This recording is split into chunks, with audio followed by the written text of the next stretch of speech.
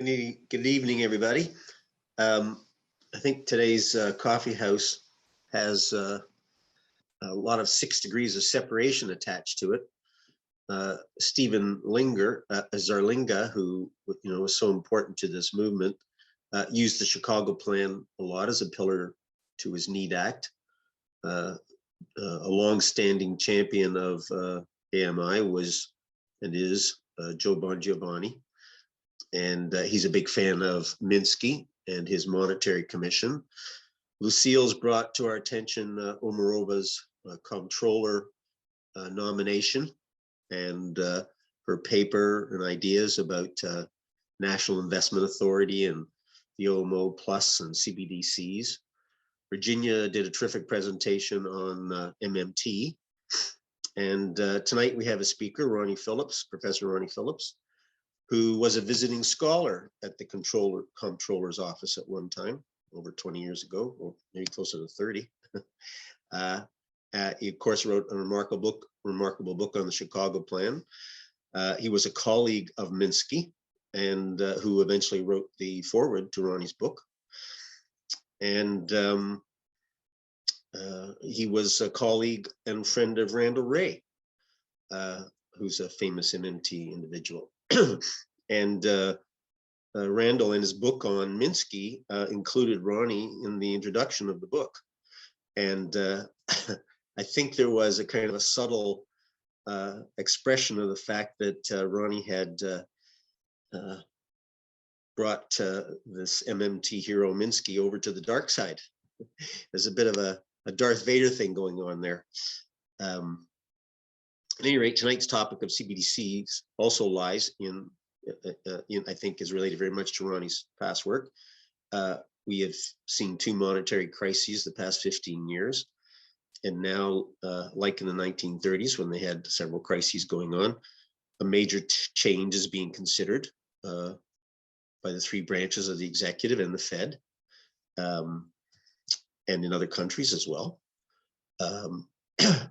And like then, there are like now, there were then people with the best of intentions and highest of skills who were promoting this change.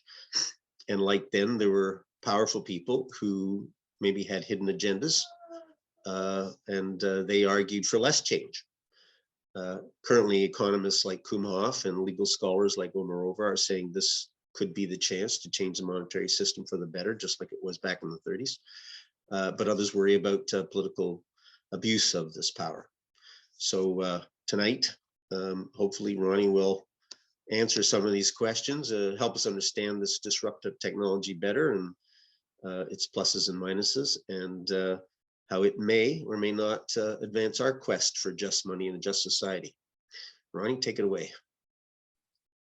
Well, thanks for the introduction, Joe. I appreciate the comments, and I'm pretty sure I'm not going to have all the answers tonight, but I think this is really a good discussion. And I do want to say one other thing. Randy Wray once asked me how I convinced Minsky about the Chicago Plan, and of course I didn't. Minsky, all I did was, when I arrived at the Levy Institute, and Minsky saw and knew what I was working on, it just reminded him of his undergraduate years, and it really brought it out.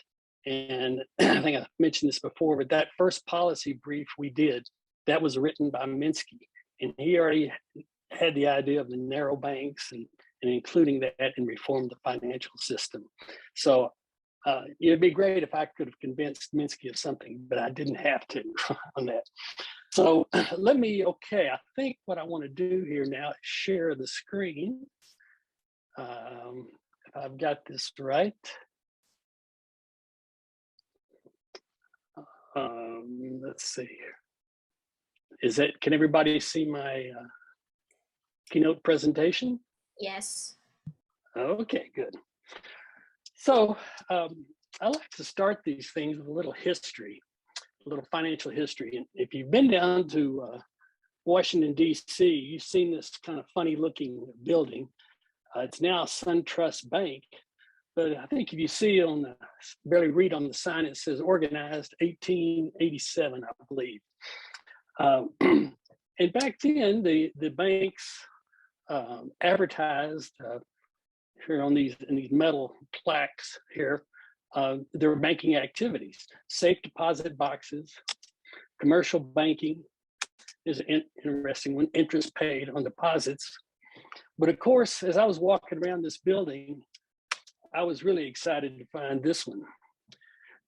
This has got to be one of the few remaining pieces of evidence about the system of different currencies that existed in the United States in the 19th century and the early 20th century, foreign and domestic exchange. And I'm sure if you ask somebody at SunTrust what that refers to, they would have no idea.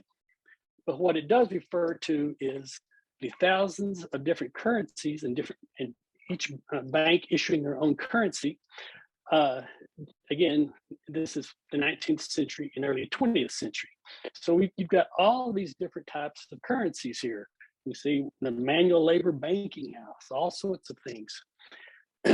Now, what that also meant is you had a system of exchange rates between the different, basically the different cities. New York was, of course, the financial center, and banks had correspondence relationships with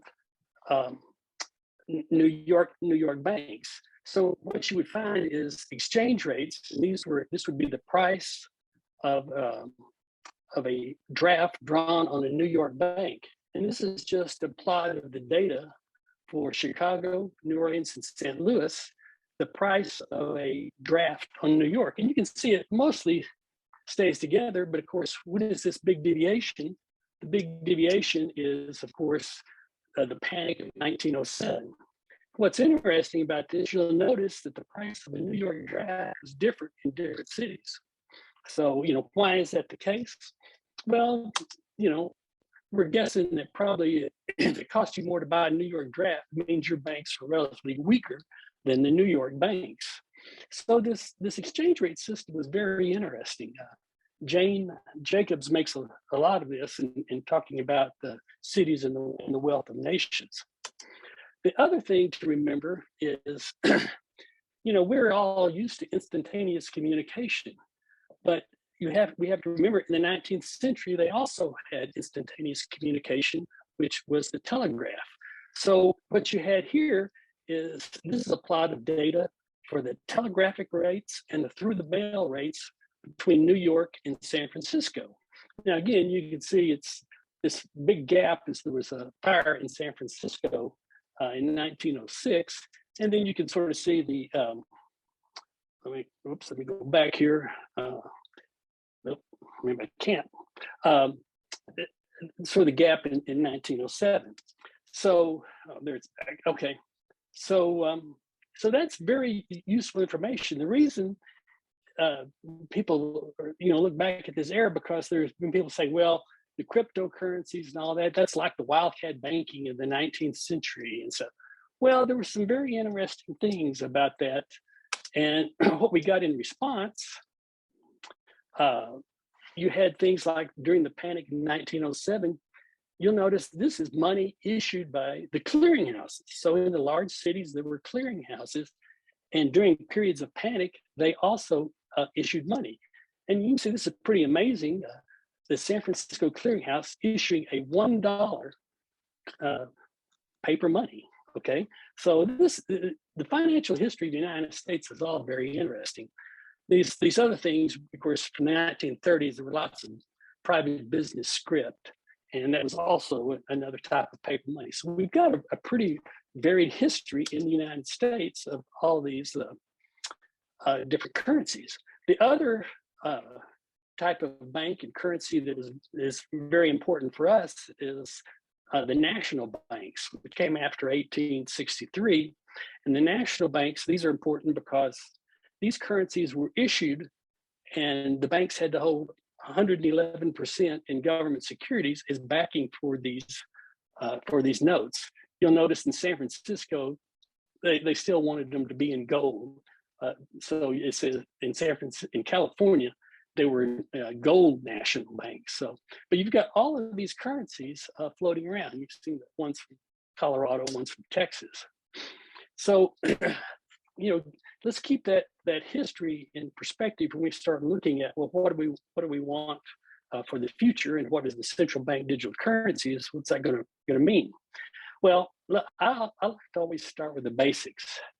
And the basics are, we want two things: a safe and stable payment system, and we want adequate credit. Now, I, of course, always start with Henry Simons and his notion of the financial good society.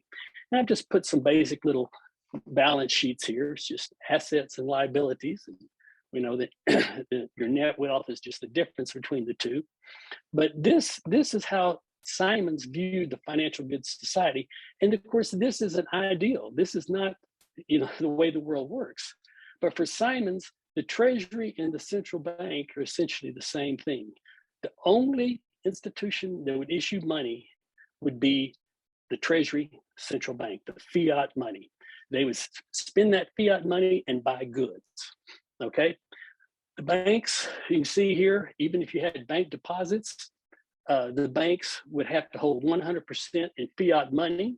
The private sector, and this is the total private sector, so it's individual and private firms and whatever, they would be holding the fiat money or bank deposits. Again, you see that that's all got to add up to amount. Now, as far as debt, Henry Simons said there should not be short-term debt. All debt should be consols, which would be infinite maturity debt. Now, if you think about infinite maturity debt, well, that's basically sort of equity. I mean, it turns out to be the same thing because you can sell it on the spot market at any time. The other thing is that, let me move something around here if I can. As far as the issuing of the fiat money by the Treasury Central Bank, Simons set a monetary growth rule for fiat money.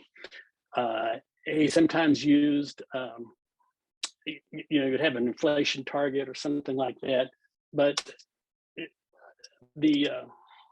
oops, let's see, oh, there it goes.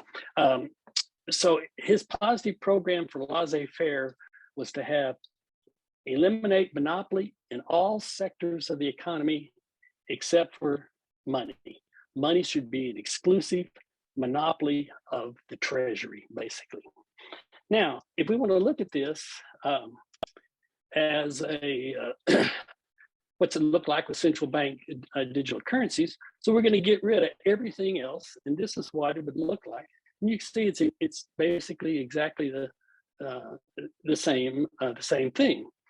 The banks have to hold 100%. If banks are going to issue stable coins, they have to hold a 100% in central bank digital currency.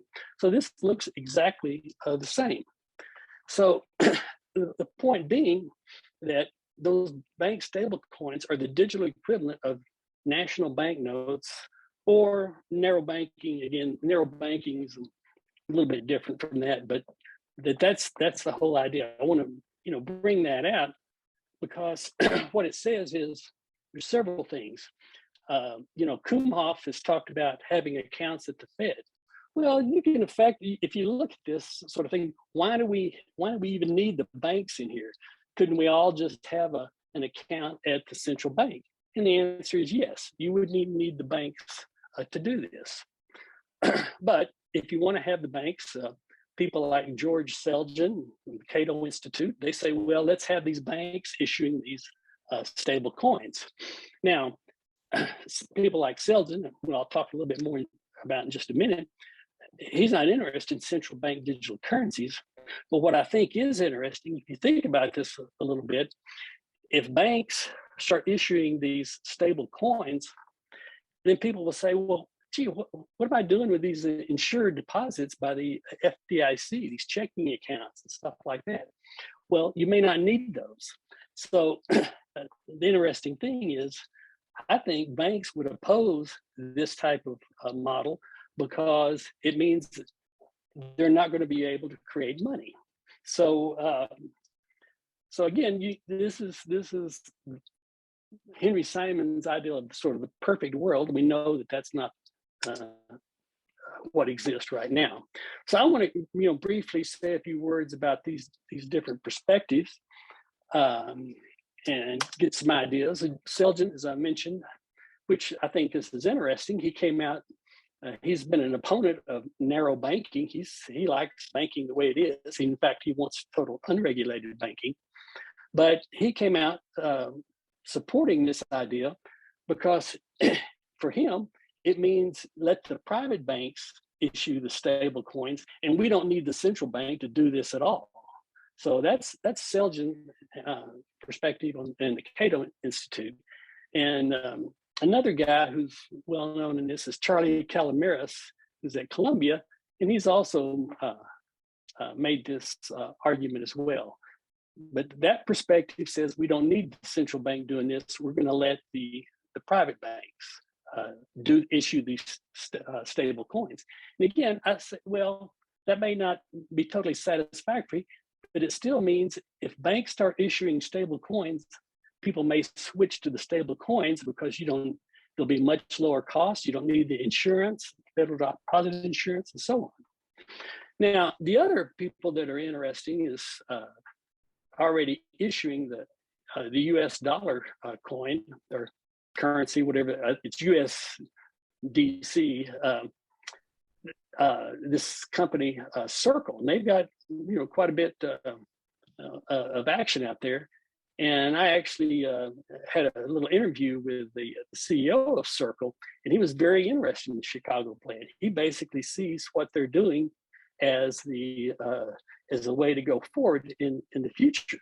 Now, what he's talking about, of course, is the private sector operating a safe and stable payment system using these digital stable coins.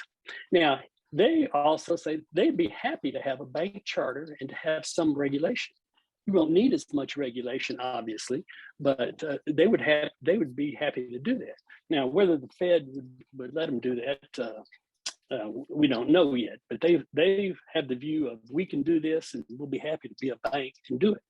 A bank, though, that cannot create money. It's just going to be issuing these stable coins and operating the digital payment system. Now, Kumhof, of course, we've talked about it, and I think that paper, he's put out a really good paper, and I think this is really an excellent point about the central bank as money as social equity, and this is always one of the things people, they talk about the balance sheets and things have to balance and all this, but fundamentally, a central bank's money is different from all other types of money and balance sheets that you can have, because a central bank, it's not, as he says, it's not really a liability of the central bank because they can just issue as much as they want, however they want. They do it. The digital coins, or currency, they can do that. So I think that's a real important point. And again, it also, as Kumhof and Morgan Ricks also talks about this, again, going back to having the idea of you could have these accounts directly at the Fed or at the central bank, and that might even be better. So, and Omarova, it's a shame she wasn't appointed the comptroller of the currency. When I was at the OCC, the guy who left, Gene Ludwig, went to work for Deutsche Bank. So it would have been nice to have someone like her. But again, she's talking about the fundamental reform of the Federal Reserve and having it where you don't really need the banks to operate the payment system. You could have the central bank do it. So again, I think that's a very important perspective. Now, as far as, again, we'll talk about how all of these relate to sovereign money proposals, but I think probably Kumhof and Omarova, would fit in very well. Now, that reading of the Positive Money people, I think they just had a nice little summary of all these reasons why why central banks would want to issue the digital currency. And they explicitly mentioned the thing about helicopter money, which, is basically the sovereign money proposal. I think that you have the the Treasury, or again, central bank issue this. Now, this again, this whole thing about the Treasury versus the central bank gets to be, pretty interesting debate, because really what you want is the Treasury doing this, but we've got the Treasury and the central bank. So that's a fine point that needs to be brought out. It would really be best for the Treasury to do this. The increasing competition, that would be, again, if you have the banks issue the stable coins, again, makes the financial system much more stable. You don't have to worry about FDIC bailouts and things like that. The state to recapture a portion of seigniorage, would be an important aspect.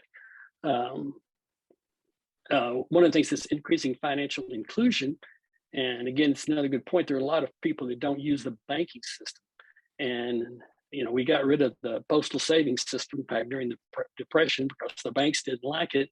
But there have been discussions bringing back the postal savings system, or as Morgan Ricks and others have said, to have your bank account at the Fed.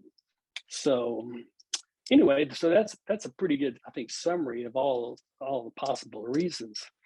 Now, when we get to Rowan Gray, again, who's really a modern money or theory proponent, I think his basic point that we'd be interested in. Now, MMT is not talking about changing the fractional reserve banking system or anything, but they do point out the importance of, having the digital central bank digital currency.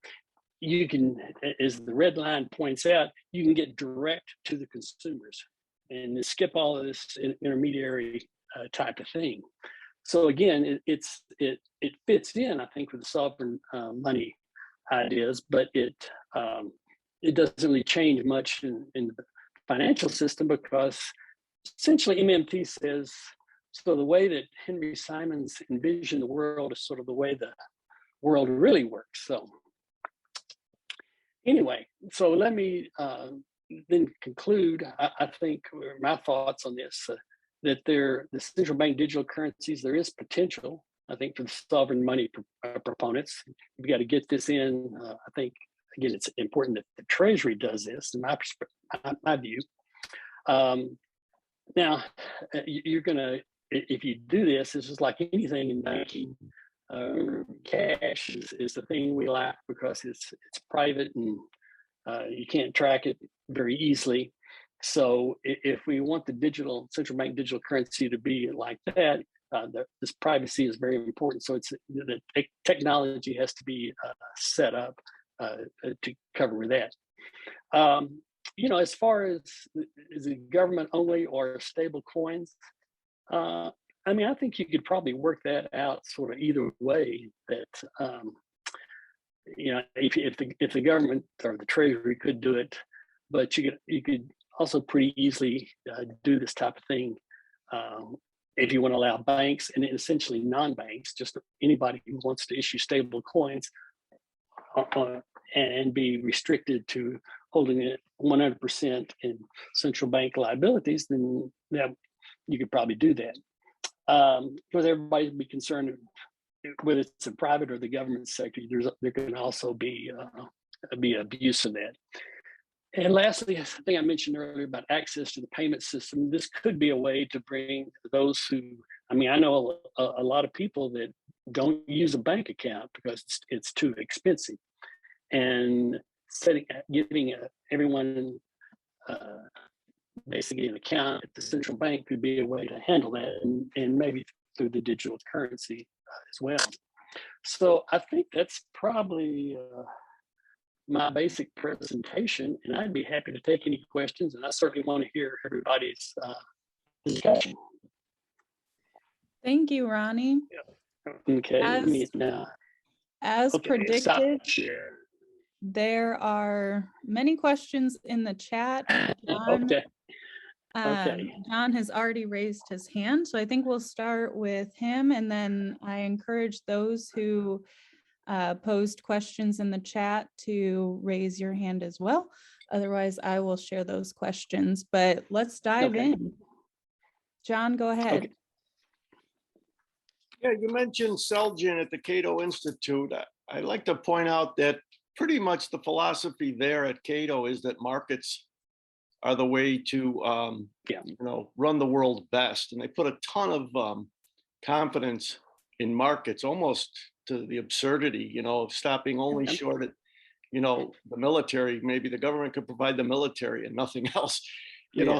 Maybe markets would be better for the EPA and banking and everything else. And so they come from this perspective that a market-based solution is always the best. Right.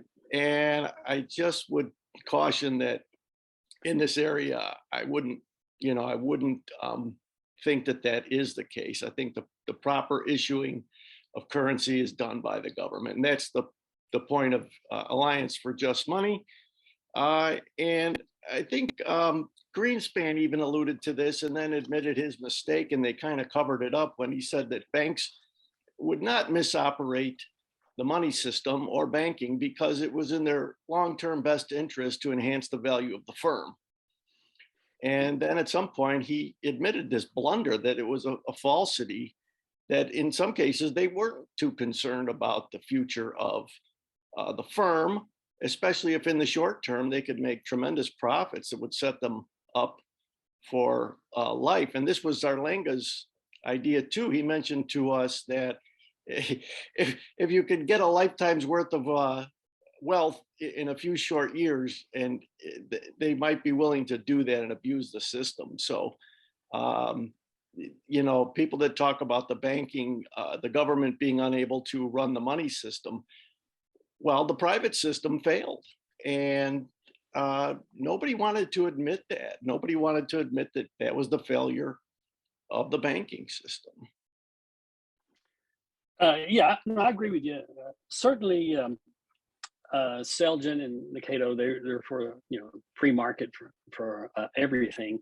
They follow Henry Simons, except they don't follow Henry Simons on banking.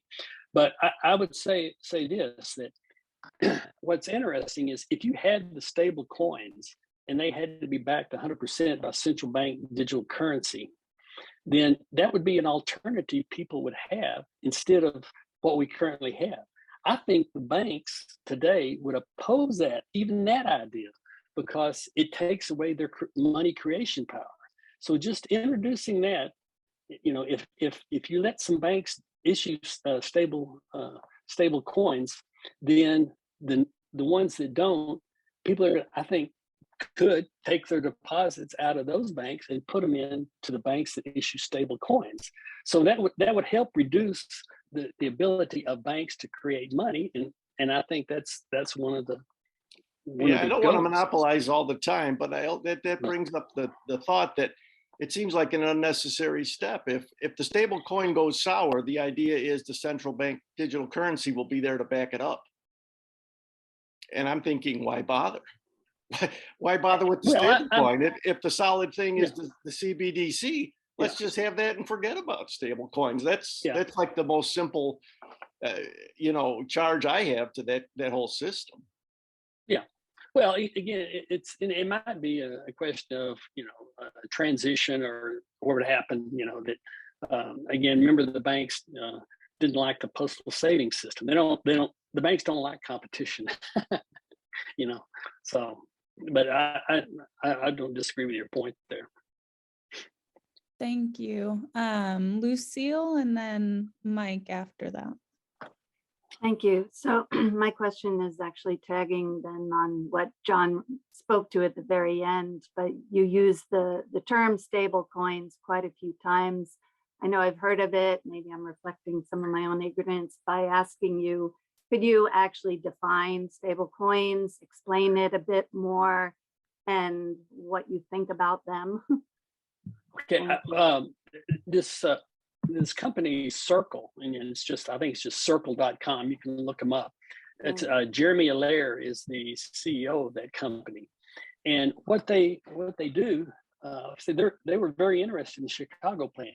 They are going to, they do issue a digital currency which is backed 100% by either holdings in government securities or in, central bank liabilities. I'm not sure. They're not really a bank, so I don't know how that exactly works. But that's what they would like to do. So they call it a stable coin because it's backed 100% by safe assets. Okay. Today, those safe assets are mostly government securities. If they were a bank, they could also have it at the holdings at the central bank. So as that diagram I showed earlier, those stable coins would be backed 100% by central bank created money. Okay, under their by treasuries, it would be a by, narrow bank. those are two different things. Treasuries are debt, and Central Bank Digital Currency, if it's a public central bank, would be money. Yeah, that's right. And again, right now, the stable coins are like sort of the narrow banking idea. They're backed by safe assets, which would be short-term government securities. But if we're talking about creating, a central bank digital currency and having institutions that can issue stable coins, they would all be required to hold basically central bank digital currency. Okay, they would be, and Circle wants, you can look at their site and discussion. They want to be a bank, but they want to be a bank that only operates the payment system in the digital world. They're not going to be creating money. So that's, again, I think that's a very interesting development. And again, they would be competing with banks that have FDIC insurance. Now, I'm pretty sure that the banks that operating on the digital with digital currencies are going to be able to have much lower costs because they're not going to have to be heavily regulated. They're also not going to have huge capital holdings. So it could very easily be the case that people would get out of the FDIC insured sort of regular banks and shift to the banks that issue stable coins. And I think that'd be very interesting. Does that help? Yeah, thank you for now. Thanks. Mike? Yes, can you hear me? Yes. Hey, Ronnie, thanks for the presentation. Good information. I appreciate it. I have a few things that I would like to discuss. Yeah. So first thing is, I typed in the chat, coins, they're issued by the Treasury as assets, right? And so this stable coin nomenclature, the term itself, I know that it's common parlance, but isn't it a bit like sort of misleading to say that, it's a stable coin because coins are issued as assets, and if something is issued as a, go ahead. No, I agree. I don't know where somebody started using that term, and this whole thing, if you think about coins are issued by the Treasury, and so this stable coin idea it can lead to some confusion. But basically, as I said, the stable coin idea is like the narrow banking idea, or it's like Henry Simon's 100% reserve requirement, where remember Simon's, the banks had to hold 100% in central bank liabilities. So that's what we're talking about. That's why I would say this it fits in very well with or could fit in very well with Simon's notion of the financial goods society. Yeah, but they're not coins. Right, and so if something is issued as a liability, typically there's a debt burden associated with that. Right. And so that creates the structural debt that monetary reform is opposed to. But on a different. But they won't be able to do that. They won't be able to do that with the stable coins in Circle, and they won't be able to create money, and they're not really. Again, in the ideal situation, they would be holding 100% in central bank money. If you go back to that diagram I put up earlier, that's what Circle would be doing. They would be a bank. That would be my main concern. Yeah, if it's issued as an asset and there's no debt burden that is foisted upon, the That's society, then I think that's an appropriate solution. But there's a lot of other That's right, things yeah. that are, I think, really important details. Like, for example, in the Fed paper requesting input on the CBDC, they talk about, sort of like the premise of the idea of CBDC and give certain details. But they don't talk about the most important thing, which is how are these CBDCs or the stable coins going to be issued? Is there going to be some kind of a spending program that is associated with the creation of this money? And for monetary reformers, of course, that's the most critical thing, because we want to spend the money on infrastructure, social programs, those kinds of things to help the material conditions of people within society. And so that, I think, is one of the major things that is not really discussed at all in any of the literature, at least that I'm familiar with, as far as how the digital money is going to be spent into circulation. What you want for the sovereign money proposal is, of course, greenbacks, basically. That's Yes. what we're talking about, issued by the Treasury. See, that's where all this stuff gets really confused, because really what we want is for the sovereign money proposal is for that to be issued by the US Treasury on the basis of some rule or guidelines or whatever you want to do. And again, the MMT people, that's what they're talking about as well. And but it's the Treasury doing that. And, you could have, what should the central bank do? Well, maybe there's some role for the central bank, like it originally was with supporting commercial paper or something like that.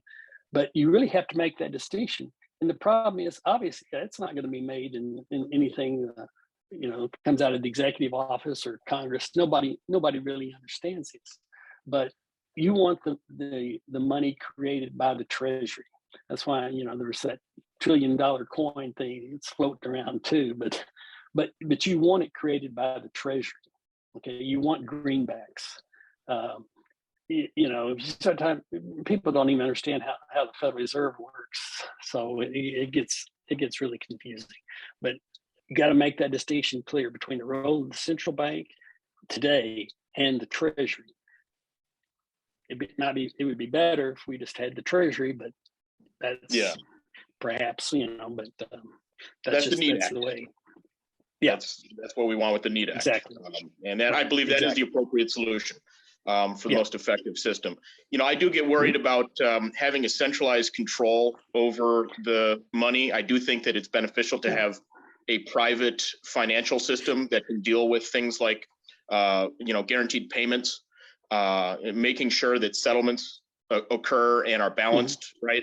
And it gives a buffer between the sort of totalitarian control over the money supply. So if the government doesn't like what somebody's doing, they just cancel their money and say, well, nope, too bad. Russia, for example, you can't use any of that. And so I think that that's an important point, is this guaranteed settlement or guaranteed payment that can't be canceled. And when you have that centralized control by the government, I just think that there's too many opportunities for misuse of that. And I prefer to have that separated with a private system. Yeah, well, of course, Henry Simons, in his system, you basically had a monetary growth rule, which, Friedman took that, but he didn't do the 100% reserves. But that's what, there was a long debate about rules versus discretion in monetary policy. And Henry Simon was an advocate of rules. So that would help, perhaps deal with some of those problems of, who's creating money, what's going on, and so on. So, but that's a good point. And then one final question for you. Hold on, Mike. Yes. There's a few other people in line. Okay. So I know. All maybe right. you can give other folks a chance, and then I'll call on you again. Okay. Paul, if you want to go ahead, and then Giannis. Yeah. Hi, Ronnie. Hey. Can you hear me? Yes. Yeah. So good to see you. So just one fine point. This circle thing seems just to be the implied statement is that the government is incapable or incompetent to handling the money system, and we need a private company to take care of that. And I think our experience shows kind of just the opposite. As soon as you get the private sector involved with public purpose activities, things go to hell pretty quickly. So I might disagree a little bit with Mike on that. Well, I think. Yeah, but I would say the stable coins, all they're interested in is operating an efficient digital payment system. They're not going to be creating any money. They don't want to be involved in that. And they would be regulated by the Office of the Comptroller of the Currency. And they would have to certify and show that they are holding, again, in an ideal world, central bank liabilities, and that would be it. So that role of the stable coin banks, I think, we could probably deal with that, but it has nothing to do with the sovereign money proposal. There's no doubt about that. Oh no, that's just operating a safe, efficient payment system. That's all. No, I'm saying, I agree. I'm saying that the government could handle a payment system just as well. They could bring in certainly private sector consultants in setting up the system, but anyway, I think there's just kind of an implication the government can handle it, and I think that's wrong. Yeah, I agree with you that stable. Well, no, go ahead. Well, I mean, their argument. Let's look at the history of technological innovation in the payment system, and certainly the Fed has done some certain things. It's like those little routing numbers on your checks and stuff like that. There's a lot of stuff, but remember, it wasn't that long ago that the Federal Reserve had its own fleet of airplanes and pilots flying around checks to be cleared to different cities. You think that was efficient? You think that was a waste of money? Yeah. So I think you've got to. I think the private sector competition with respect to technology and the payment system is probably a good thing, but also that the government can certainly respond and even introduce new technological innovations. Yeah, sure. That's always. I mean, remember who invented the internet, right? ARPANET, DARPANET. That's how it started. But I'm going to bring another point. It seems this whole discussion about reserves is a holdover from the 17th century, that when we had gold, you needed reserves. They got rid of gold and they still they dragged this dead body of reserves along with it so that it kind of looked like nothing really changed. But it seems that reserves don't mean anything anymore, and to keep talking in terms of reserves, but really it's antiquated. Is there any reason that you can think of to actually keep talking about, backing something up? That's where, Kumhoff and Omarova both talking about, it doesn't make sense to talk about the central bank money as some sort of, liability. I think that's an argument that ought to be, further developed and supported, because, people think, and MMT people deal with this as well, and talking about things. People think, the government or the central bank did this is somehow like a household, that, you got to watch your budget and all that. And all that's, and I agree, all that's meaningless. And so the idea of reserves, stuff like that. But we also have to deal with the world as we have it right now. So, and again, the central bank digital coins, the 100% reserves for the stable coin issues, I think that's a great idea. And if you want to call that reserves, okay, but it's like the problem with the reserves and the financial system we have now is that it doesn't mean anything, and it also allows banks to create money, which is what we're trying to bring to an end. And it makes things more complicated than they need to be, which is a real problem. Okay. All right, Giannis is up next, and then I'm wondering if Warren Chamberlain would be interested in raising some of his questions. But Giannis, go ahead. Yes, thank you, Ronnie, and thanks of course to the Alliance for Just Money for organizing this. have to push back a little bit on the idea of the treasury or any government entity having control of coinage. And the reason I'm saying that is because government is just a group of private individuals who have special monopoly power and special privileges. I don't think we should be empowering them, giving them that much power. I mean, they have this power right now, and we see how things go awry. I mean, and to finish the circle, what was wrong with the 19th century and the multi-currency system? I think removing the fake veil of government insurance or government security is a pathway to a more robust economy and a more robust society, where people actually not only like they have to work for the trust of their own entity, either as a firm or as a worker, and likewise for the entity that we call government. What do you think of my pushback? I hate to sound a little bit libertarian. I'm not a libertarian. Well, partly because I believe those that profess to be libertarians are anti-libertarians, including the Cato Institute. But I do have to push back on this idea that government is something more than just a collection of private individuals, self-interest. Well, yeah, no, I mean that's there's definitely a problem with the government and who's doing this and so on. I mean, that's why the reform stuff is pretty complicated. I've done a lot of my research has been on the Chicago plan, 100% reserves. But the other thing I've always been interested in is, of course, this whole 19th century of basically different currencies, everybody issuing different currencies. Those were banks and non-banks that were issuing those. Today, you think about it in terms of issuing local currencies, and the number of cities are doing that.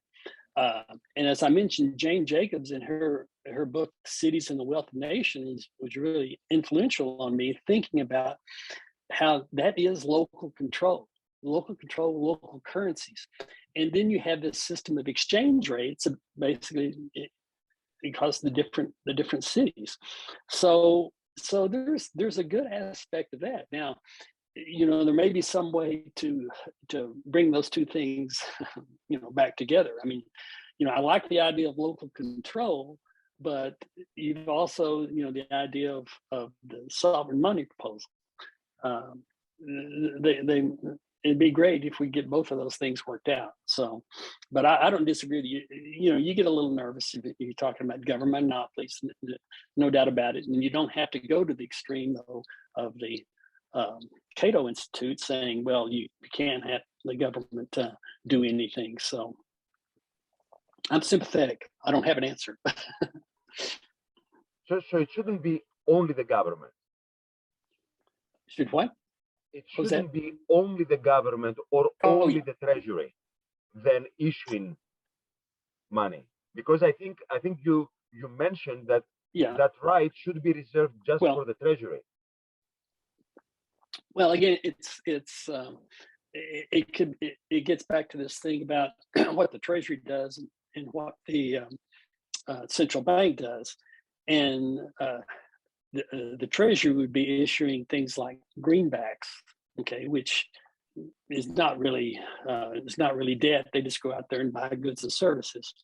There might be a role for the Federal Reserve in maybe helping with local lending issues, and like they started out, the Fed is supposed to buy and sell commercial paper.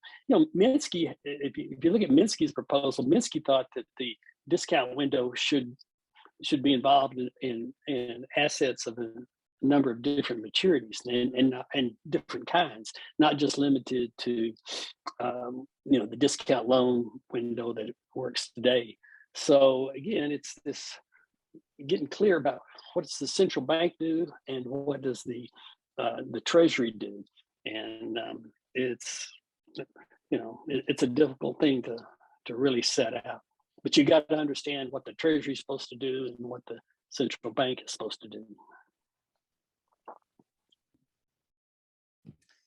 Thank you.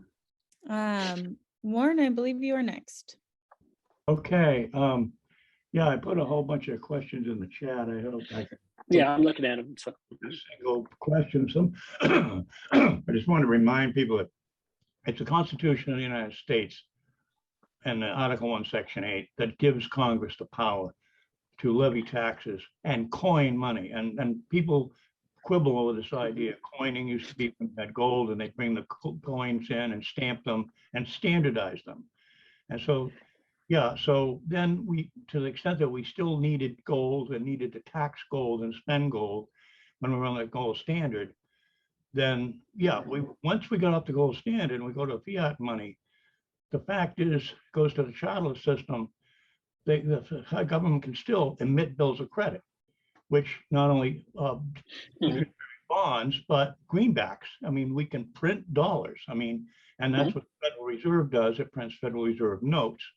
And those are the effective reserves that we have that are flexible. They can be produced at will by the Central Congress as is needed to fuel back up the banking system that now can issue loans based on that as some kind of supposed ratio. But and I think the thing is that people concerned about having the government have the power, the central bank or the Federal Reserve could be the public bank that we could all go to.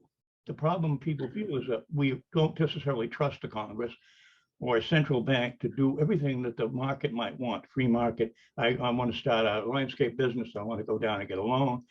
I want to get maybe a credit union. Things like credit unions where they're 100% reserve, that people, in terms of dispensing this money, the government can produce in unlimited amounts of money. The question is how it gets distributed on the street, that it gets to the little people on the bottom as we need it, and gets in a bank account so that we have liquidity to operate our local markets.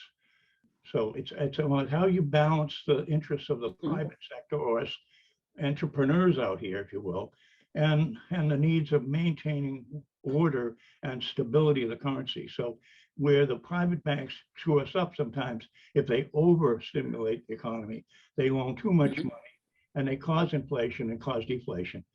And the issue probably with the private banks and interest bearing is they cause the instability in the system. So how do we stabilize them? And the other question was, what is stable about a stable coin? It sounded to me like, the special drawing rights, the international monetary system, international banking, world banking system. So those are backed by reserves of different countries have contributed to that, and they make loans to all the countries. So that's on a different scale. And so we're looking at the local scale, having the banks do that, have this system of distributing the money. Well, let me say, I mean, the SDRs are a creation of money out of nothing, but it's only held by central banks, at least right now. And some people talk about that being international currency, but that's not really exactly, the same thing. But again, it's this issue of what's the Treasury doing and what's the Federal Reserve doing. I think on page 1 of my book, I use that quote about Congress has got the power to coin money, but they have delegated that to the Federal Reserve and so on. It would be an important point to bring back, yes, it is the role of the Treasury to create money. And that's fundamental. But again, we've gone a long way since that.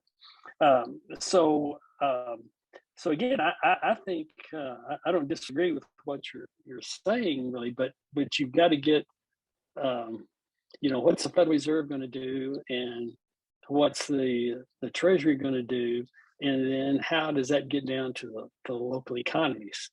If you go back to Henry Simons, I mean, Henry Simons in his, perfect world there, the Treasury creates money, goes out there and spends it under some guidelines. And that's what they do.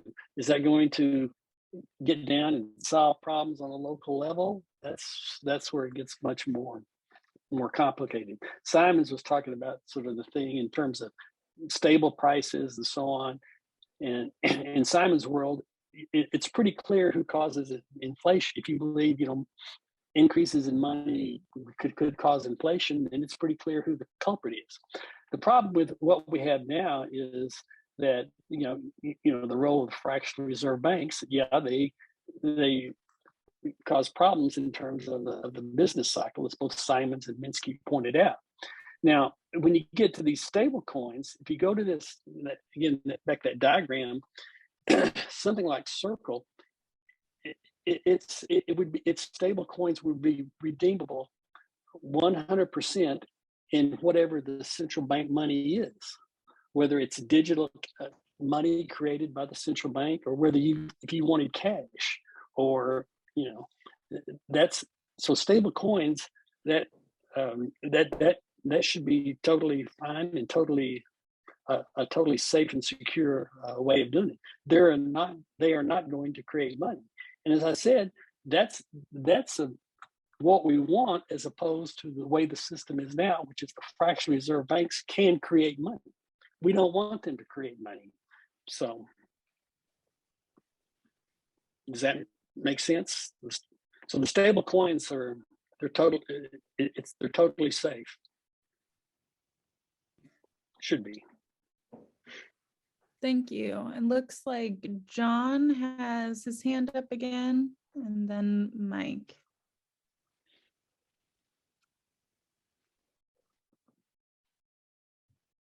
Oh, it looks like you're talking, but you're not, you're still muted. Thank you. Can you hear me now? Yes.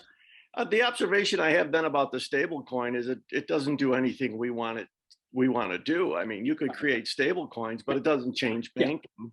The banks still exist unless there's some legislation that accompanies the stable coin that says, banks can't create money.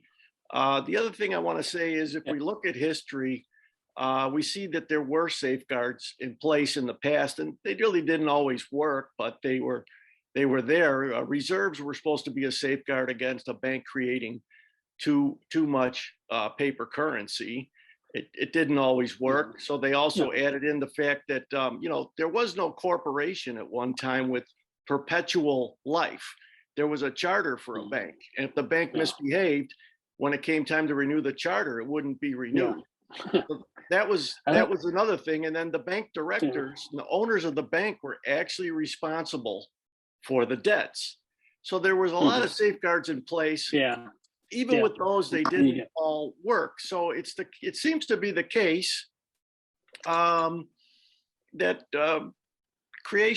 money creation through private means doesn't really have a very good track record. And if the government was to create it but not work the payment system or have any hand in determining who gets a loan, we'd be further along. They would exercise the power of a sovereign. And that's the case that we're making. And stable coins seem to be kind of like a diversion, like it might help the payment system. That's fine, but it doesn't accomplish sovereign money, if that's the phrase we're using. Right. Yeah. No. You're completely right. But what I was saying is that it might be a step toward eliminating banks as they exist today. Have all the banks, you could get rid of the FDIC. It's the Chicago plan from the 1930s. If you'd have had that in the 1930s, you wouldn't need the FDIC. Banks would not be creating money, or ideally they would not be creating money. I mean, banks always innovate, but that's the way it would basically have worked out. So I mean, the stable coins does not do the sovereign money thing, but it does help us in terms of a safe payment system, and it's an alternative to the way the banks are set up today. That's basically what I would say. So it's good in that sense, but it doesn't do the sovereign money thing at all. There's no doubt about that. But it could eliminate banks the way they operate today. I doubt it. I think unless you take the privilege away through legislation, the banks are not going to go away in the place of a stable coin is not going to, it's not going to have any impact on banks. If they have the privilege to make loans, they will. Well, yeah, I mean, under the way things are today, yeah, you're right. I'm speculating that perhaps the banks would be, because of competition and the cost, the banks would say, well, I'm going to get out of this whole money creating business and just issue stable coins. But again, it's just a matter of competition. I don't know, but there's no guarantee, obviously. So. Thank you. Okay. Thank you. All right. Mike, did you have a comment, question? Yeah, I know there's other folks here who haven't had a chance to go yet, but I would like to clarify a few things. So Paul and I are in alignment on a lot of things, but not everything. And so I just would like to clarify that I'm not saying that the government is incompetent. I don't think that at all. I think the government is too competent, and they have virtually unlimited resources to do stuff. And that's what I'm scared of. That's what I don't want. So I think that there is an issue with defining what the government should be doing. And I think that it is in the government's purview per the Constitution to issue the money.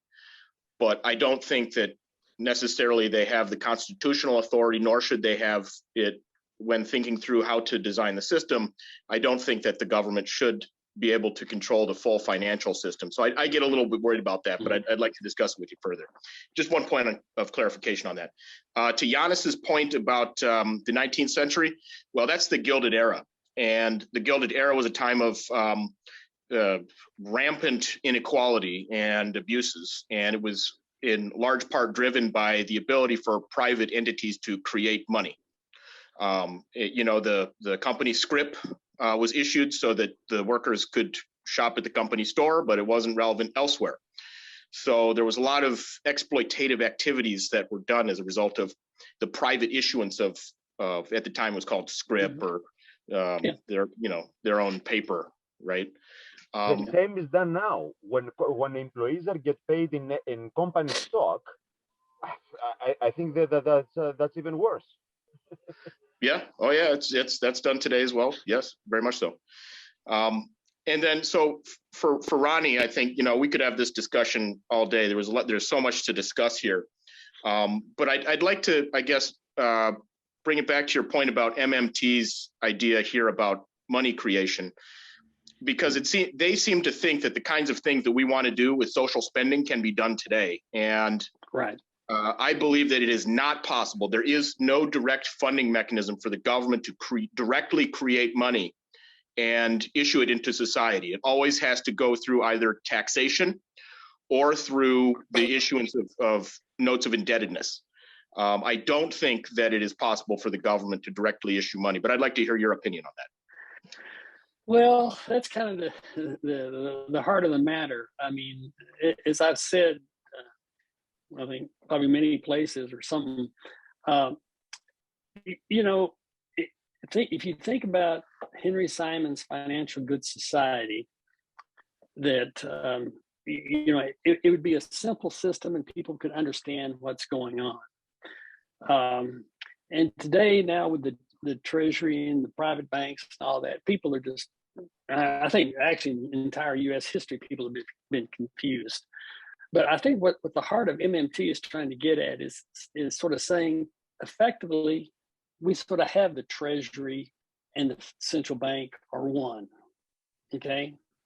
And so they want to make the argument that, don't worry about the deficits, just, go out there and spend. But people then get confused about, well, that means the central bank's creating all of this money and that'll cause inflation. Their essential point is that I think the government deficit spending is basically creating money. So it's that's their whole point. And I just think if you had Henry Simon's world, it would be much clearer to people what's going on. But I don't know how I don't think there's any way to get to Henry Simon's world at this point.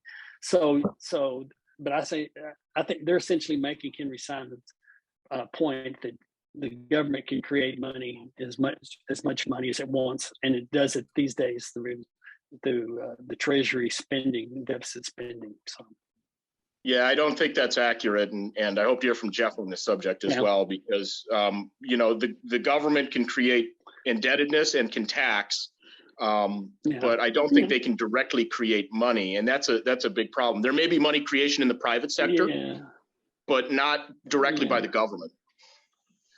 Yeah, well, read Randy Ray's stuff, Alex, and there's some other stuff. You see sort of what their argument is, but again, it'd be a much cleaner, simpler world to understand if you had Henry Simon's 100% reserves. That's all I would say. Again, that's why I said earlier. Randy was kind of troubled that and there's some people have been discussing this. Well, was Minsky did he really back the Chicago plan and that idea? And the answer is yes, he did, but it's a bigger discussion, about that. And it'd be interesting to know what Minsky would say about all of this stuff. But of course, Randy, student of Minsky, and he's undoubtedly the leading student of Minsky, and he learned a lot from him. So got to listen to his arguments. So I'm not saying he's right or wrong. Randy's old friend of mine, and he's got some good arguments. I think doesn't mean he's totally right. Yeah, I didn't really appreciate that debt-free money cranks thing, but maybe I'm a little crankish. Otherwise, thank you. Appreciate it. Okay. Thank you. All right. John, I'd love to hear from you. John Howell, sorry. I'd love to hear from you. And then Jeff. Okay, yeah, thanks very much, Ron, for your presentation. I really did appreciate your book, which was a really important thing to help us understand the Chicago plan. I'd like to make really 2 points. One, I'm interested in your assurance that stable coins would always be backed up 100% by Treasury or fully secure investments. We heard the same story some decades ago with the introduction of money market mutual funds, and it was promised that they were going to be absolutely 100% backed up by Treasuries, and you know what happened. They didn't stay that way, and they ended up having to get bailed out by the taxpayers when the whole thing crashed. So I don't have any confidence in your assurance that stablecoins wouldn't do the same thing. Well, and that discussion came up a while ago. That's exactly what I was thinking about. I was going to, bring that point out. But certainly that's the thing that bothered Henry Simons. I think I quote in my book the letter. Simons about the problem being the banks creating new types of money, and Minsky talked a lot about this too. This financial innovation, banks are always going to come up with a new type of money, and then you ended up, we know how, like during the savings and loan era, we decided to raise that insurance to 100,000, from 40,000 to 100,000. I think now it's in at 250,000 or so on.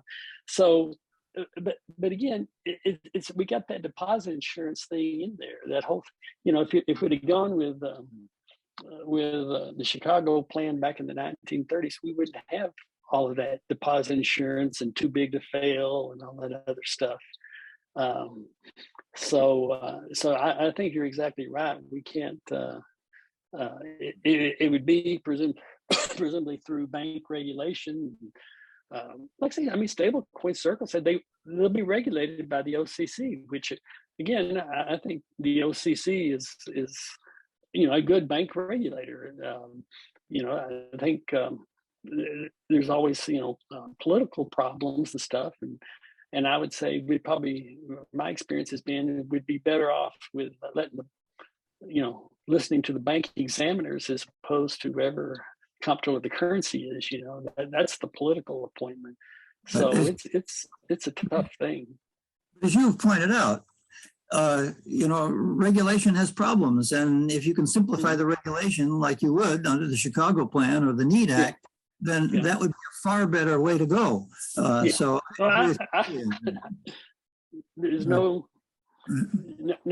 doubt we wouldn't have all of this stuff if we'd had the Chicago Plan from the 1930s. The other thing I'd like to bring up is this interesting word that's used, for instance, in the positive money article that you had listed, and this concern that comes up in this discussion about the idea of moving towards central banking, and the concern, the banks might get hurt because of disintermediation. And I love that because what it does, it pretends that banks at the present time do intermediation. And we know that's not true. We know that. Wait a minute, let me finish. We know that's not true. So they use this term disintermediation to try to foster this idea of the old-fashioned idea that what banks do is they take money in from depositors and they intermediate them into those borrowers. And the whole term disintermediation is sort of it makes no sense now, because we know that banks, in fact, aren't in the business of intermediation anyway. So disintermediation, they're already disintermediated. So this is an example of the jargon among bankers that I think is absolutely disingenuous because they haven't really accepted the fact that what they do is to create money, and they aren't in the intermediation business at all. So this disintermediation stuff is a total misnomer. Yeah, I don't disagree with you. I used to ask, I taught money in banking, of course, most of my years at CSU. And I used to ask my students, if I gave you the power to create money, do you think you could could run a profitable business? And, some of the students would think, well, you ought to be able to, and that's essentially the problem. But all this stuff about how money is created, people don't really understand what's going on.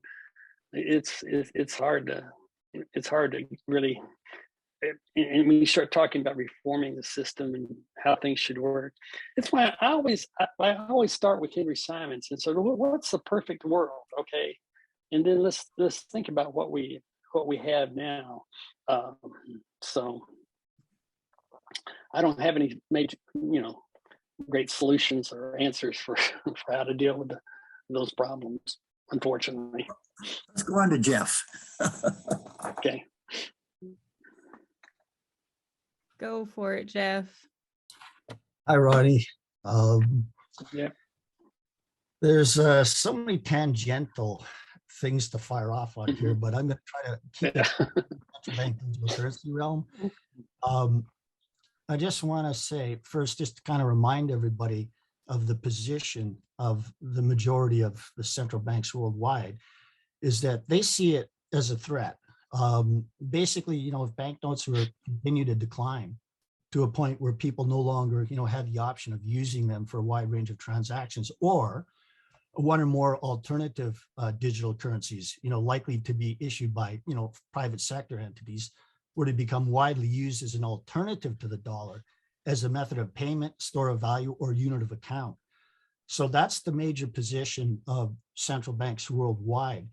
And then it kind of comes to my question to you, Ronnie, about how would you institute a CBDC with particular emphasis on distribution? Because several people have brought that up, which is to me the most important thing, is how would you implement a CBDC? Go ahead. Well, I wish I had the total answer to that. I'd be,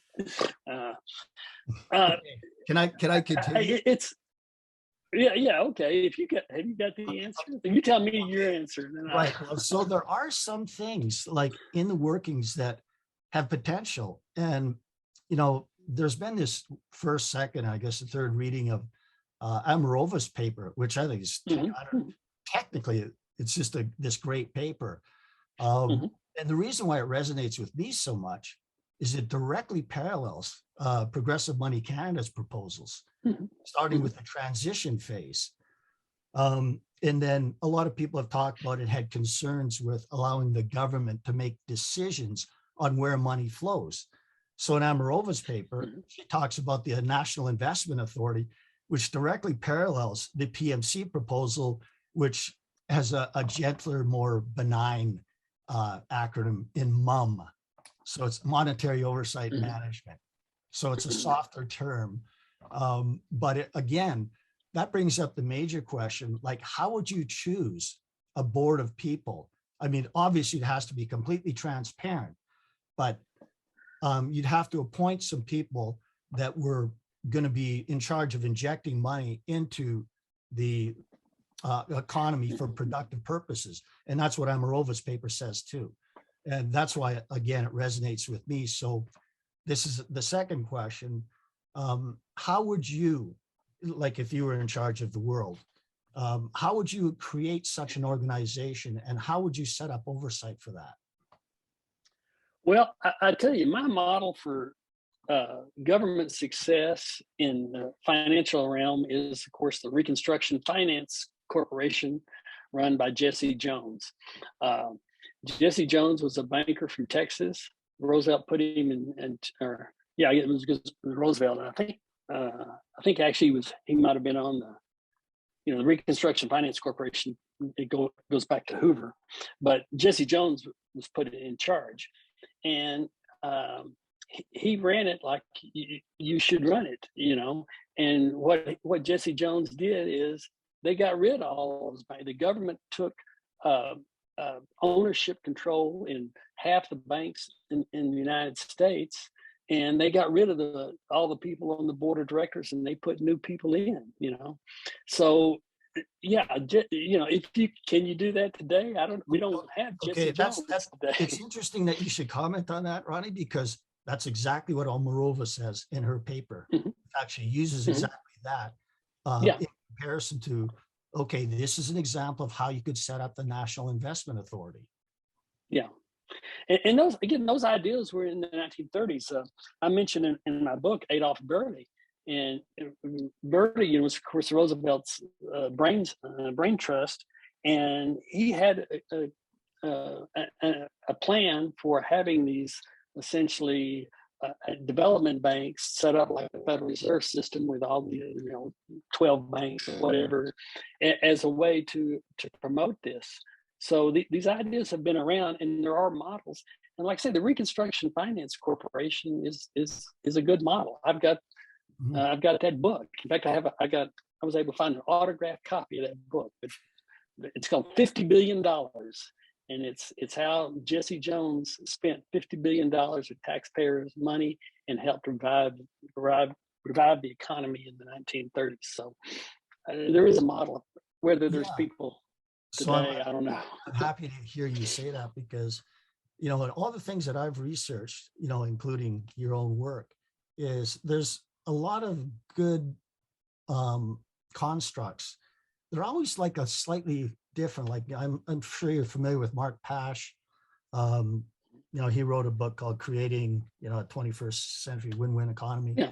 So, and I'm sure you're familiar with that. So everybody has slightly different, angles at it, but essentially it's the same thing modeled after, this like Amarova's thing, National Investment Authority. And so my final comment is going to be, you shouldn't be afraid of empowering government if government's there representing the people, because it's the only thing we have as people. What we found in the past is you cannot rely on the private sector to provide money when people actually need it. And I'll give you one example that I know in Canada, because there's Bill Clancy, who's also here. He's familiar with the accounts in Nova Scotia or one of the eastern provinces, right, Bill? Anyway, Newfoundland, Jeff. Yeah. So anyways, it's so he knows that the government, normally they would be funded from the private sector. So they would issue bonds and the private sector would create money and purchase those bonds. Well, because lending became tight, they had no money coming in and they couldn't get it from the private banks. So what did they rely on? The Bank of Canada.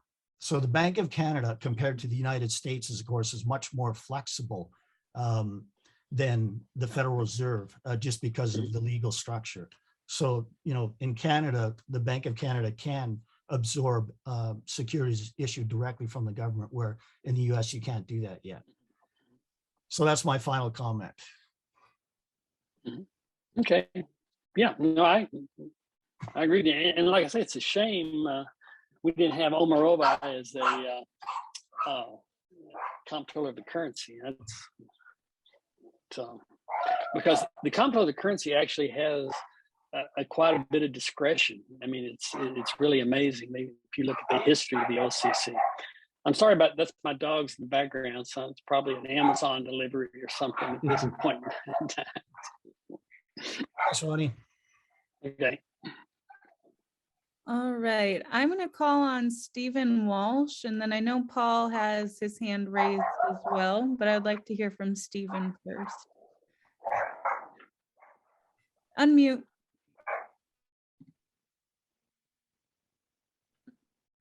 Thank you, Ryan.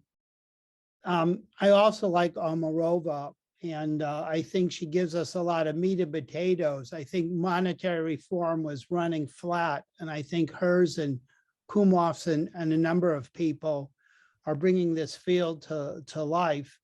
And it's not that we're having great success. I think Zucker or whatever, Facebook and the Libra and the Diem are the biggest instigators for change, and I wish it was us more so. But I think Omarova has to be thought about very seriously, and who knows, maybe we can snag her someday to talk, and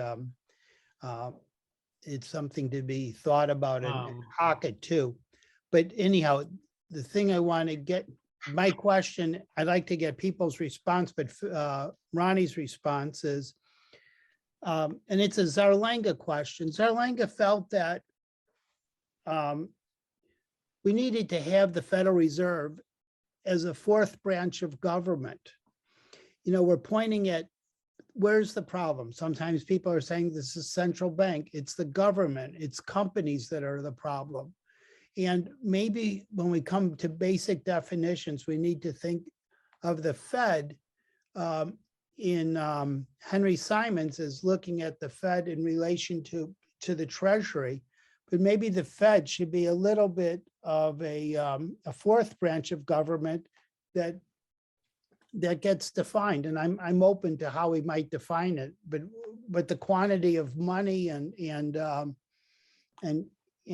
keeping values so that the banks are only intermediating and not doing other things. But any thoughts on the fourth branch of government idea? I'm sorry, my earphone sort of went off here. I lost a little bit. Can you still hear me? Or I can hear you, Ronnie. We can. Okay, something happened with my earpods, so I missed some of that. But yeah, the whole thing with the central bank, being people think it's government, but it's really private. Again, Henry Simons said the Federal Reserve Bank should just be under a government control. Essentially, it should be total government ownership. So, whether we can get that these days, I don't know.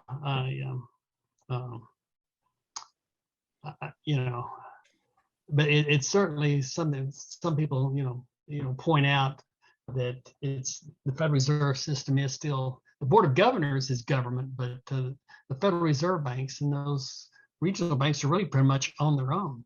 So I find that don't have the any answers. Bank of England is much more open to thinking about the future of plans. And I find the Fed, up until this moment, asking for input, as tends to work by itself among bankers, and a little bit more so. So that's a question there. Thank you. Yeah. Paul? Yeah, we'll go to Paul, and then Joe Bongiovanni spoke up in the chat. So after Paul, we'll go to Joe B. Okay. I think it was Joe Polito who sent a reference to a panel discussion that was put on by the Bank of International Settlements. It had a lot of people from central banks, and it also had a representative from one of the big banks. I don't remember which one. And they were talking about CBDC. And I just remember the last remark, the woman who was representing the large bank said, well, she's fine with CBDC as long as banks are still able to create money. So I think that pretty much answers the question: are banks gonna sit still for this? They won't. And but my question, it came up earlier, but I don't think it got answered. I'm not sure, where does this CBDC come from, or are you saying that we're going to be taking existing bank created money and convert it? Is there going to be an influx of new CBDC? And if so, who's instigating that influx of new money, to even money to back stable coins? I mean, is the Fed going to be creating a new reservoir of reserves way beyond what it's doing now, so that this can be represented by stable coins?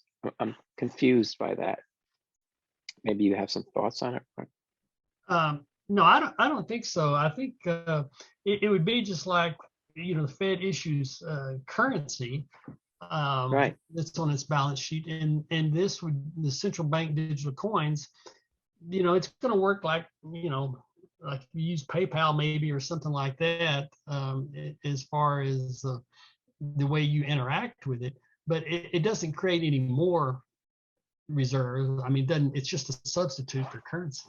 That's all it would be. But the currency is only 3% of our money supply with CBDC. Or 5%, whatever. With CBDC, it could jump up to 20%, 30%. Well, but then banks could hold the bank's reserves are, their account at the Fed, and the banks would in some way probably operate accounts that were I mean, I don't know exactly how they're gonna set it up, but it's just a digital money. It's an account. I think probably most of us these days, you're sort of used to, whether it's your bank or PayPal or whatever. It's what you care about is whether or not you can make payments, and they've got to figure out some way in order to get that to work out. I don't know. I mean, you can look at sort of maybe stable coins ideas, and also I think that there's a group at the Federal Reserve Bank of Boston. They put out ideas of how you actually implement this, for real. And I don't know what all the answers are on that.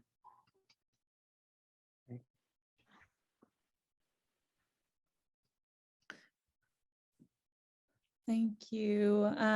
Joe Bongiovanni.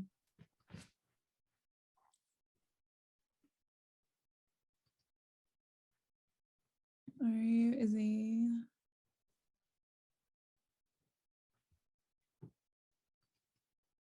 Joe? Check if he's unmuted. He is.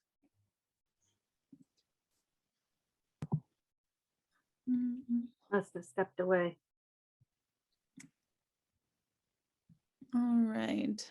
Well, I will, we'll give John a chance to speak and then I'll try Joe again.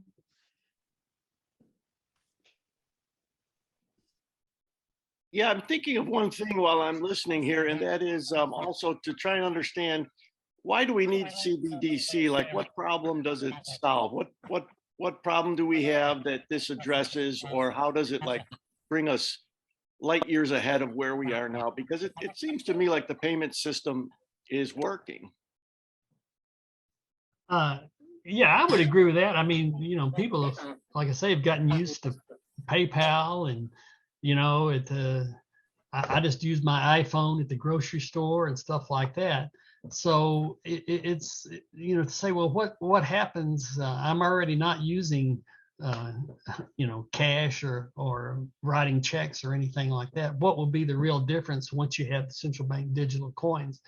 And that's I think that's a good question. I mean, I'm not sure. It's one thing I would say though. Remember that anything issued by the Treasury or the central banks has legal tender status, which means if they decide to employ a certain technology, businesses will be required on the basis of legal tender to accept that technology. So I don't know what that will be, but that's an important thing that puts the status of anything the central bank does or the Treasury would do in a very different status than whatever PayPal and all these Apple Pay and all these other things are. You don't have to use those, though increasingly it seems to me like every place that uses you know, Apple Pay or the local grocery store has their own electronic payment system.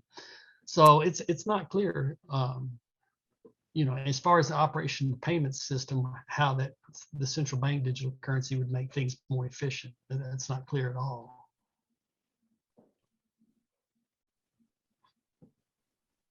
Thank you. All right, I haven't heard back from Joe Bongiovanni, so I will keep going. We have about 20 minutes left, so we'll get a few more questions in before closing out. I would like to give Joe Polito a chance to talk, and I'd like to hear from Bill Clancy. Hi, great presentation, Ronnie.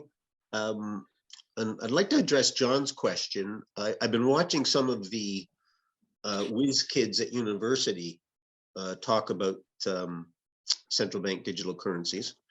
And one of the points they make, and it's really good to hear them say this, that our banking system extracts way too much money for the banking services.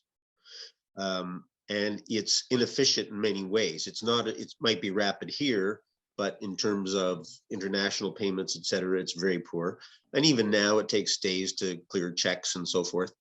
And their system, they describe their systems as things that would save a tremendous amount of money. I think Ronnie mentioned that they used to use planes to transfer checks. So there is a big advantage, John, to these CBDCs.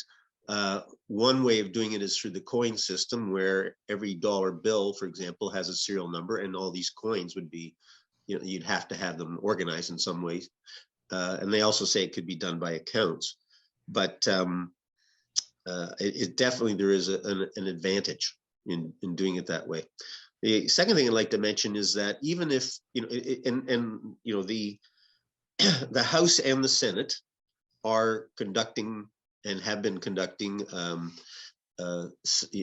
hearings on CBDCs, and the presenters are all for it.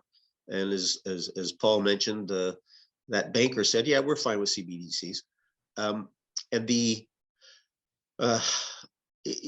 what would happen, I think, from what they've said at the presentations, is that these extremely good payment systems would capture the market. It's a better technology. It's disruptive technology. And the result would be that more and more transactions would be done by these super payment systems. And then everybody needs more and more central bank digital coins to participate. and acquire these cost savings. And as Ron mentioned, a lot of people can't afford the current system, and these would drive the cost way down. In other words, the banks would be suffering a great deal of competition, and the banks themselves might start asking for more and more central bank digital coins. They may have to borrow them from the bank. That would be, I think, Michael Hudson has said that would be the way to, one way of distributing them. The banks would have to borrow them, maybe for a nominal rate, but they'd have to get their hands on these coins and these systems to participate in this very competitive business, which is exactly what everybody wants. And the more and more coins that are being used, then there's less and less need to create money. So this would impinge on their power to create money, because this money would be coming more and more from the central bank. And that was a part of the Coffeehouse/Omarova paper, where they're saying that digital coins are very, just like cash, are a permanent part of the expansion of the money supply. And it's not debt-based expansion, right? So I think there's a tremendous amount of upside here. I'll send there's a couple of links to from that item that Paul mentioned, where Powell is talking about his standards for digital money very briefly, and they fit very nicely with our concerns. A lot about privacy, and a lot about cost savings, a lot about addressing the unbanked. It's a very positive thing. And it's a great way, I think Kumhoff is right, it's a great way of kind of backdooring into the Chicago plan. More and more money would become central bank digital currency. Again, thanks for the great presentation, Ronnie. Yeah, thanks. No, that's a good point. And I don't know, we'll see what, how this all sort of plays out.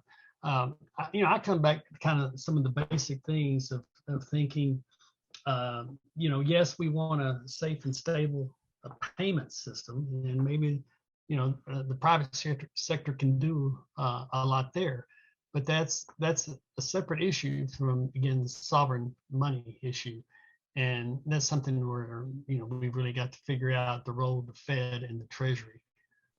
And that's, again, the Kumhoff and Omarova, both, their papers are really good discussions and important papers, no doubt. So.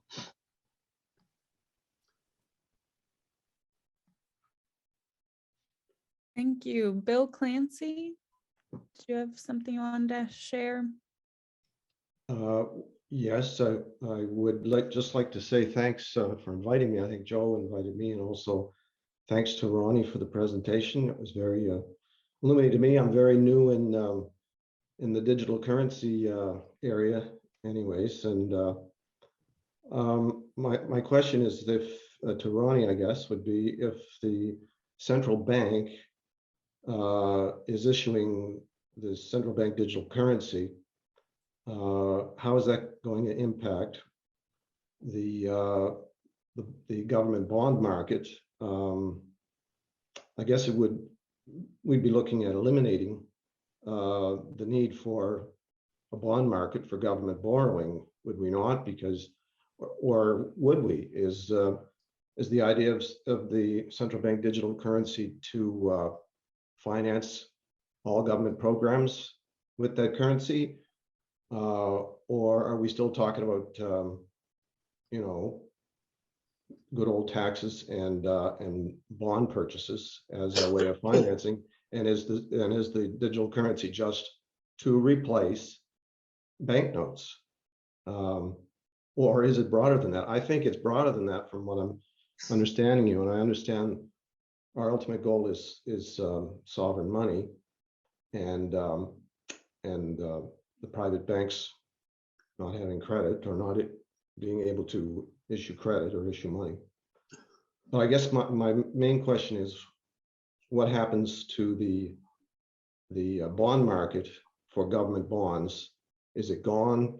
And if it is, I think there's major pushback coming from the commercial banks, and I think Paul mentioned there's going to be pushback from the commercial banks about removing their ability to create money. But, and this is just one aspect of that, is that they create credit for government programs. So what happens to the bond market for government borrowing? I don't think that what's going to be coming out of any government reports is going to be anything that's going to affect, replacing the bond market.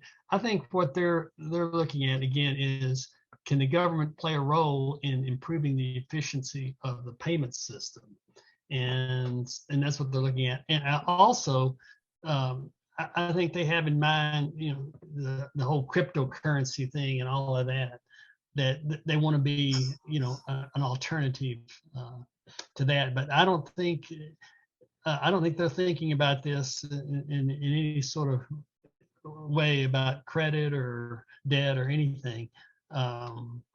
Again, coming out of the Federal Reserve or the Treasury, I don't believe they're going to in any way come out with anything that's close to what sovereign money is talking about. I mean, that's why there is potential, and Coffeehouse and others, putting this out there. There is potential for this to do that, but it's not going to be coming from, it's not going to be coming from the commercial banks. It's not going to be coming from the Treasury or the Federal Reserve, I don't believe. Okay, thank you. Jeff Eater, do you have a question? And we've got about 13 minutes left. So if there's any last questions out there, be sure to get them in. I see there's lots of questions. Were we going to be able to save all these comments? Is that we can look at them later? Yes, I Okay. can share the chat with you. Okay. It's a lot of conversation. Yeah. Yeah. Well, I just want to introduce a shameless plug for Progressive Money Canada. So basically, on the homepage of Progressive Money Canada, it addresses almost all these questions, and it does it in everyday language. And again, my concern, again, like John mentioned it, what does this actually do for the bottom guy? And Joe, said some specifics about if it was implemented in a certain way, then of course you're going to reduce fee payments and stuff like that. But are actually payments, I'm fine with the way banks work as far as payment schedules and how much they charge their service fees and whatnot. And I get that back every month. Like it's cost me almost nil to use the payment system. So it comes back to, how do we benefit? How does the person on the bottom benefit? To people, like most people here have money, and the system is, pretty comfortable for us. But the majority of people that don't have money, it's not. So if you go to Progressive Money Canada, I would really appreciate if you guys go to the homepage. There's 2 videos there and some descriptive text. And I'd like your opinions on it, because it parallels. That's why I was so enthusiastic about Amarova's paper. And I didn't see it needed any kind of translation whatsoever. I thought it was very accurate and straightforward. There was one fella that's here, actually, Bruce Wohl, who did like a nice summary of it. But when he first spoke at the first reading, whatever, I understood what he was talking about. But anyways, I would appreciate you people commenting on it. And I put the address, or you can punch it in your browser, Progressive Money Canada, and it'll come up in the browser. So I'd love your opinions. That's my plug. Thank you, Jeff. I think we can move on to Mike, unless Ronnie, you wanted to share a comment on that, but no. Yeah. Mike Holden. Yes, so a few things. For me, there's 2 critical points with any kind of new money that's being created or, being proposed to be created. And the first one, as we talked about, is how it is denoted on the balance sheet when it's created and who owns it, right? And I think every person here who supports monetary reform would like to have a system such that all money is created today like a coin. So all notes, all digital money, and if there's any sort of interbank intermediation money, which wouldn't exist after monetary reform, you know, then it would all be as an asset to the Treasury. And I think that removes the structural indebtedness from our monetary system. And I think that's one of the critical points. And so in Omarova's paper, that was not too clear for me, amongst other things. But as far as the second point, which is of critical importance, is how the money is issued and you know, what kind of social programs are funded with the money that is created. And I think that having a distribution system that can effectively distribute the money for public purpose projects to support civilization as opposed to destroy it, like with our military budget, that would have a much more positive effect than the way that we're currently administering our monetary system today. So for me, those are the two critical things, and I'd like to hear your opinion on those. Well, I mean, as I've said, that you know, this idea of the sovereign money is not going to be anything that the banks or the Treasury or the Federal Reserve are going to be interested in. And I think you have to use the arguments that, you know, Coffeehouse and Omarova are developing to try to get these ideas across. I don't have any magic answers on you know what you know, how to do that, but it's that's the crux of the matter. There's no doubt. So yeah, I mean, it sounds like we're in alignment here with the Treasury creating money as an asset. Yeah, you know, and if that can be done, that's the most effective way. The only thing is, if it's not done, is, you know, I think John brought it up, you know, if it's not done in accordance with a prohibition on the private creation of money, all of the government money is just going to go to pay off debt, the debt to banks anyways, for the most part. So it really wouldn't be that helpful removing that structural indebtedness that we currently have with our debt-based monetary system.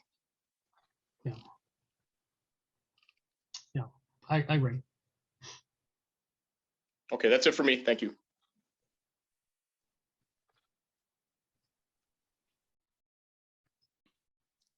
I think what Mike was getting at resonates with many of us on this call. And it looks like, does anybody have any last comments or questions? We've got 5 minutes, but that was all right. Yeah. It's a good discussion, but there's a lot of stuff. I think everybody may be kind of tiring out. We you know, we can't, you know, solve all the problems, answer all the questions right now. But I think it's you know, it's a real interesting debate, and should certainly be in on this. Again, you know, from my point of view, you know, I'm interested in a safe and stable payment system and what we can do to reduce the bank's creation of money. That's things I'm sort of interested in. Well, we had 3 hands shoot up right at the last second. So out of a gamble, I'm going to give the last comment to Joe Polito, and then I'm going to close the floor. That's a lot of pressure. Yeah, I just wanted to answer Mike's question. If you look at, I don't know, Mike, if you've read the Coffeehouse-Omarova paper, but that is essentially saying that the Federal Reserve liability is really equity. They call it social equity. They call it sui generis. They call it unique. And they go through the legalities of it all. And they're saying central bank money is essentially an asset. It's not a liability. So I'll just, I put the link in there for it, just below the link to Progressive Money. And if you haven't read it, or anybody hasn't read it, I think it's a tremendous read. Thanks so much. I know Bruce Wall quite liked it. He keeps getting quoted. Good night. Thank you. Right. Thank you. And I think most importantly is we have to stay involved in this conversation. It's moving forward, and it's a matter of how it's done, and hopefully we can have some kind of an input or sway. But thank you so much, Ronnie. That was a lot of questions thrown at you. So I appreciate you sharing. Yeah, no, thanks a lot. I've enjoyed this and everyone's thoughts and stuff. And like I say, I don't have any great answers, but I'm certainly following this, and I think it has potential, and it's going to be real interesting to see what happens with this in the future. Yes. Well, thank you, and let's put our brains to rest for the night. I appreciate you all coming out, and I'll share the chat with you, Ronnie. Okay, thanks a lot. Bye, everybody. Bye-bye. Thanks. Good night, everybody.